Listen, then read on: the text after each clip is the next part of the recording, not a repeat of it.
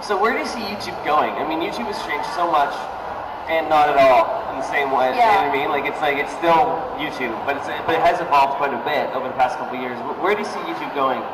That's a tough question. People have been asking me that a lot, and we've been asking ourselves that a lot because we want to know. with the new channel design and everything, and there's so much more.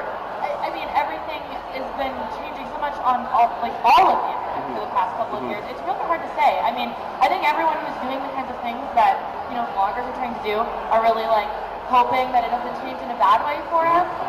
And I don't really know, but the approach that I've taken is just to be positive and do what I like doing and hope that it keeps working out, because we have no idea. We work for a company that we don't actually work for.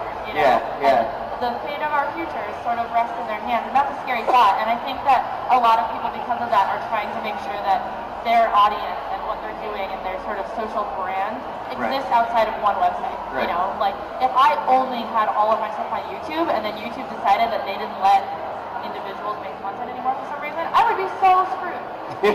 But if you've got a good following on Tumblr and Twitter and Facebook and Instagram, and I know sometimes people think like you're oversharing, you've got way too much stuff to keep track of, but I think that making sure that you have all of those different outlets, make sure that your audience is yours and not something that you have because of YouTube, because of Facebook. And so I don't know what the future looks like, but I know that there's a lot of strategies that people are taking to make sure that they don't lose what they have. Right.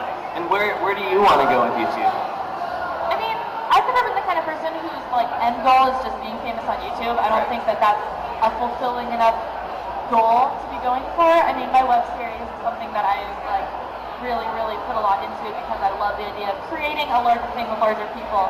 Being a YouTuber is really lonely.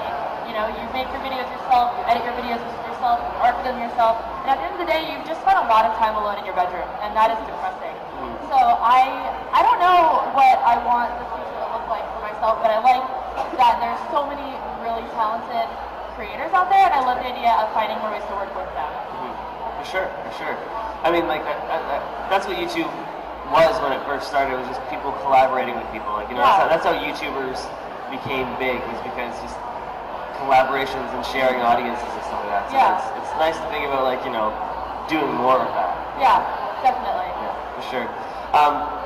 What are some of the most amazing things you've learned in your personal life thanks to YouTube? Oh man, I don't know. I mean, I don't know. Learn so much is just like the people that I've met. I think I still have a couple friends from like high school and like the before YouTube days, but most of the people that I interact with on a daily basis are people that I met because of YouTube. Whether it's people that live nearby that make videos, or people that I've met from going on like crazy trips because of YouTube, or working in LA or whatever.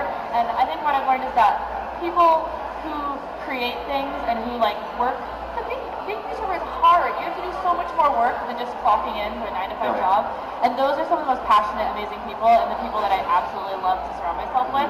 And I think that's been like the most amazing lesson that I've learned through all of this. For sure. Do you feel like YouTube has helped you with like just public speaking or self-esteem or confidence? I know for a lot of people, they were able to make a video in their bedroom and have the camera going, but they would never be able, and they might be able to get like 100,000 views on that video, but they'd never be able to speak in front of 100,000 people. Yeah, that's definitely a much more scary thing. I was in theater in high school. I never really had a problem being on stage in front of people. Right. And I think coming into this as more of a musician was easier because performing is a lot easier than speaking. I think this would have scared the crap out of me in high school. Right. But you just sort of, I don't know, you just get better at it. Something that's sort of new to me is I've been on a lot of panels, but I haven't moderated a lot of panels, and there's a lot more responsibility on that side of the table. Like, your job right now is a lot harder than my job. And I think that being a YouTuber and like the opportunities that I've had because of that has forced me to, be on that side a few times. Right. And I think that, you just kind of have to learn how to get good at speaking, because if you're a YouTuber, people watch your videos, and when they see you in person, they want to hear you speak. And at home, I script my videos, and I make sure everything's perfect, and I edit it, and, it's a lot harder to just be candid, and you kind of have to learn how to do that, and it's a really good skill. So, yeah. Do you have any tips or advice on people that, want to get into it, and they kind of don't know how to act or what to do? You know what I mean? They're nervous about... For vlogging or like public speaking? For vlogging. It's hard to give advice about vlogging, honestly, because everyone's style is so different. What people do, you know, if you tell someone to be like this person or do it this way, then they're not going to be as genuine as if they found their own way. But I think watching a lot of vloggers to see what they're doing and to get ideas is a good idea, but then stop and don't try to copy them. And then just think about the things that you like talking about. Think about the things you like talking to your friends about. Think about that topic that other people are like, oh my gosh, she's talking about that again. But there are people online who want to hear you talk about that. And so if you can find the thing that you are the most passionate about, there's going to be people who want to listen to that. And then you just kind of have to figure out your own style. What works for you on how you do it. If you're someone who really likes jump cuts, if you're someone who doesn't, if you're someone who wants to make your videos more artsy or whatever, it's really hard to give advice about that. Because there's no wrong way to do it. Really? Yeah, for sure. And what advice for people that are thinking about software or cameras or whatever? Like, what do you use, for example? What do you use for shooting and editing? I shoot my vlogs on a DSLR. I use Canon 60D. Okay. It's a pretty nice lens, but it took me a lot of years to get up to that point. Yeah. You know, a new vlogger who's like, okay, you got to be good at talking, you got to be interesting, you got to know how to market, you got to have this camera, you got to edit this. That is so overwhelming. So I think don't feel like your videos have to look like someone who's been doing YouTube for 7 years when you start. You know, I make videos on my iPhone sometimes, and that's fine. If you're starting and you just want to make some videos on your iPhone, that's fine. If you look at like Hannah Hart or Jenna Marbles, their videos were on webcams for a very long time. Yeah.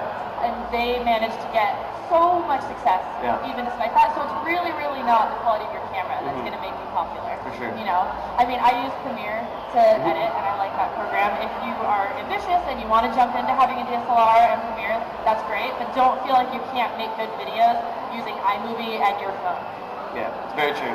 It's funny because, I mean, like, try to give advice on what you need to do and what kind of gear you need to have, but really, as long as you can get some sort of camera, some sort of editing software, there's no real checklist. It's just kind of... And I think from there, it's just the willingness to learn. You know, start wherever you want, start wherever you're comfortable, but then, you know, the world does move quickly. And, you know, when YouTube started, everyone was doing webcams, but now we have access to these high-definition cameras.